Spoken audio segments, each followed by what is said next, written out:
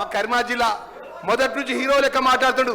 12 మంది మా ఎమ్మెల్యేలు అపోజిషన్ నాయకుడు, దళిత అపోజిషన్ నాయకుడు బట్టి విక్రమార్క అపోజిషన్ నాయకుడు ఉంటే ఎమ్మెల్యేలందరినీ తీసుకొని మా నాయకుడి యొక్క హోదాను కూడా ఒక దళితుడు ప్రధాన ప్రతిపక్ష నాయకుడు కూడా ఓర్వలేనటువంటి పార్టీ ఇవాళ మా సీనియర్ నాయకుడు శాసనసభ్యుడు లేచి మాట్లాడుతుంటే చిట్కలు కొట్టి మాట్లాడుతుండు. అధ్యక్ష కౌశిక్ రెడ్డిపై తక్షణమే మీరు చర్య తీసుకోవాలి అధ్యక్ష. సభ స్టార్ట్ అయినప్పటి నుంచి మొదటి నుంచి కూడా గౌరవమైన శాసనసభలో ప్రజలకు ఎన్నుకోబడ్డ ప్రజలు ఓట్లేస్తూ వచ్చినాం అధ్యక్ష. మేము ప్రజలు ఓట్లేస్తాం చేసినాం. ఒక్కసారి కాదు, 2 సార్లు కాదు, 3 సార్లు కాదు. ప్రజలు మనల్ని అందరూ గమనిస్తున్న సందర్భంలో ఆయన శాసనసభ వచ్చినప్పటి నుంచి హీరోయిజం లెక్క చేసుడు. మా దళిత శాసనసభ్యుడు ఏలు పెట్టి నువ్వు ఎక్కడికి ఎట్లా మాట్లాడదా? ఇదా అధ్యక్ష? ఇదా మర్యాద అధ్యక్ష? గుండాగిరి చేస్తారా అధ్యక్ష మా దళితుల మీద? ఇంకా ఎన్ని రోజులు అధ్యక్ష మా మీద చేసేది? అధ్యక్ష తక్షణమే ఆయన మాట్లాడిన మాట, ఆయన చేసినట్టు దాని మీద తక్షణమే చర్య తీసుకోవాలి అధ్యక్ష. దయచేసి మా గౌరవ ఏదైతే హరీష్ రావు గారికి రిక్వెస్ట్ చేస్తున్నాం. అన్న మీరు ఒకటి చెప్తున్నానా, మీ హయాంలో జరిగిన విషయాలు కానీ మా 2 సంవత్సరాలు మా జరిగిన విషయంలో కానీ గౌరవ ముఖ్యమంత్రి గారు ఏదైతే సిబిసిఐ ద్వారా ఎంక్వైరీ చేసినారు, వాస్తవాలు బయటపడతాయి.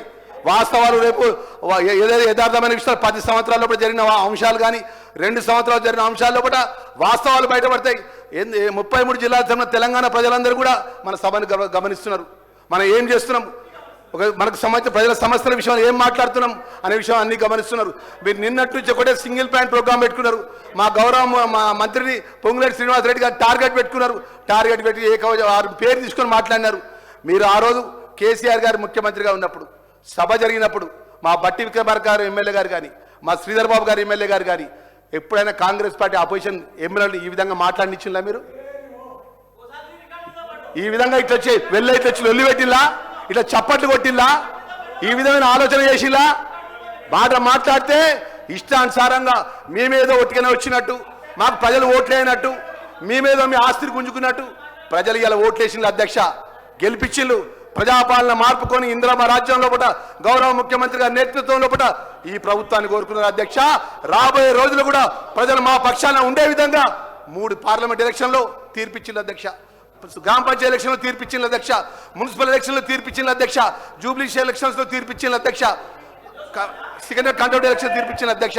ప్రజలు మా పక్షాన ఉన్నటువంటి సందర్భంలో ప్రజలకు ఏం మంచి చేసిన విషయంలో మేము ఈరోజు మాట్లాడుతున్న సందర్భంలో ఇలా వయోవృద్ధులకు సంబంధించినటువంటి అత్యంత గొప్ప బిల్లును ఈరోజు ప్రవేశపెట్టిన అధ్యక్ష. ఏదైతే వారి యొక్క తల్లిదండ్రులు అన్నట్టు వారి యొక్క తన కొడుకులు పట్టించుకోకపోతే ఆ బిల్లు ప్రవేశపెట్టి ఆ బిల్లు అంశాల చర్చ చేసుకుంటే కూడా అది మాట్లాడటానికి సిద్ధంగా లేకుండా మా దళిత ఎమ్మెల్యేపై ఏదైతే కౌశిక్ రెడ్డి మాట్లాడిన మాటల విషయంలో ఆయన మీద చర్య తీసుకోవాలని చెప్పి డిమాండ్ చేస్తున్నారు అధ్యక్ష.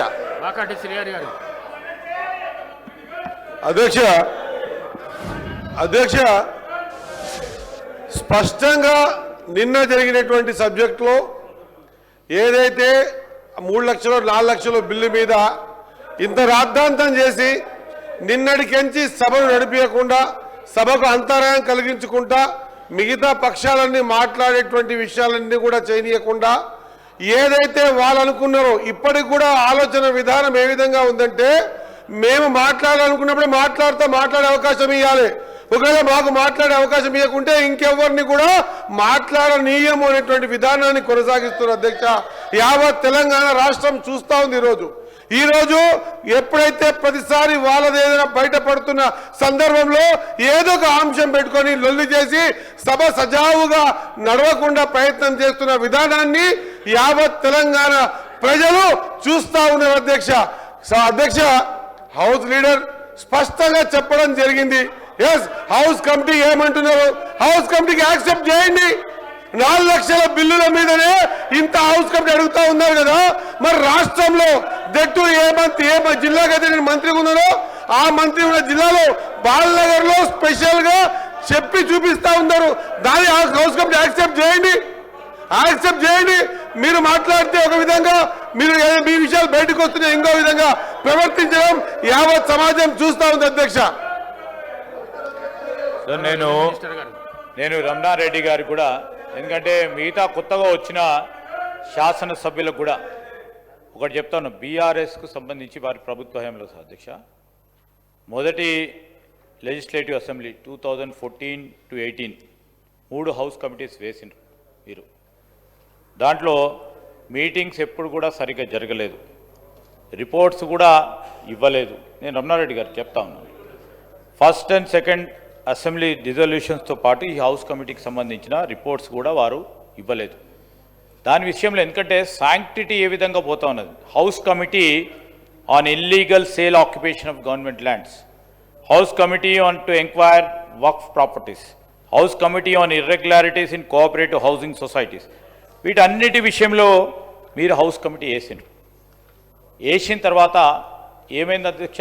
హౌస్ కమిటీకి సంబంధించి అసలు మీటింగ్సే ఏర్పాటు చేయలేదు సరిగ్గా, దానికి సంబంధించి రిపోర్ట్స్ ఇవ్వలేదు.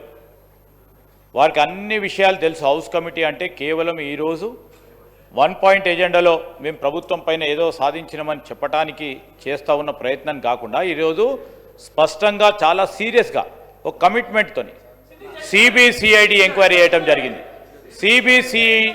సిబిసిఐడి ఎంక్వైరీ విషయంలో కూడా ఒక స్పష్టతతో పోవటం జరిగింది.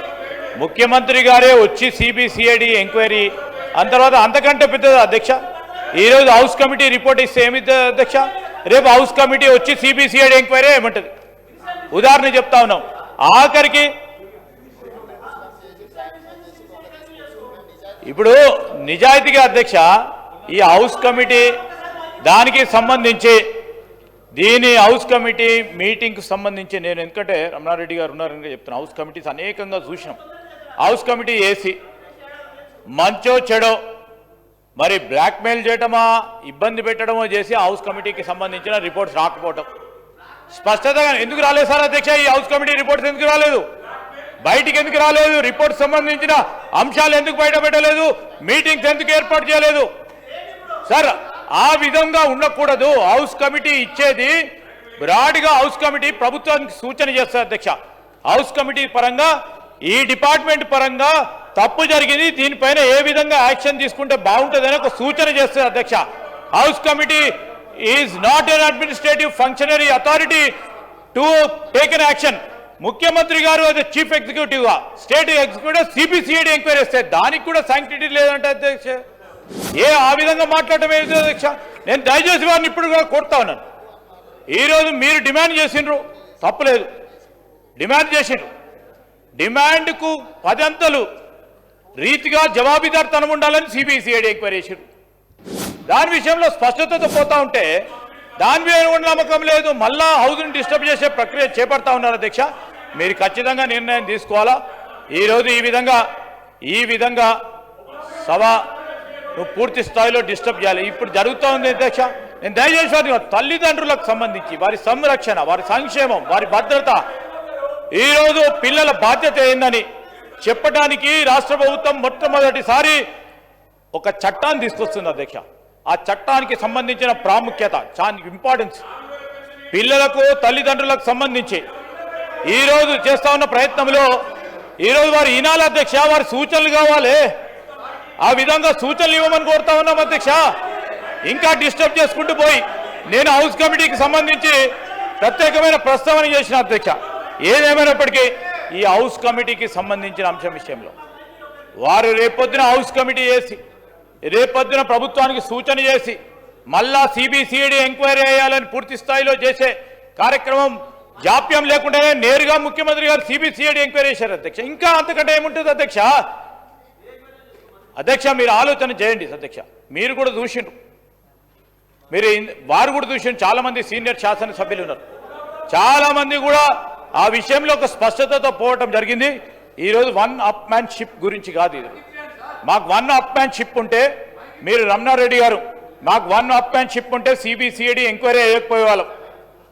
స్పష్టతో మేము ఈరోజు పోతా ఉన్నాం. జవాబుదారితనంతో పోవాలనే ఉద్దేశంతోనే 12 సంవత్సరాల కాలంలో జరిగిన అనేక విషయాల్లో ఒక ఎంక్వైరీ రిపోర్ట్ రావాలనే ఉద్దేశంతో పోతా ఉన్నాం. 1 అప్ మ్యాన్ షిప్ కాదు, వారు 1 అప్ మ్యాన్ షిప్ గురించి పోతా ఉన్నారు.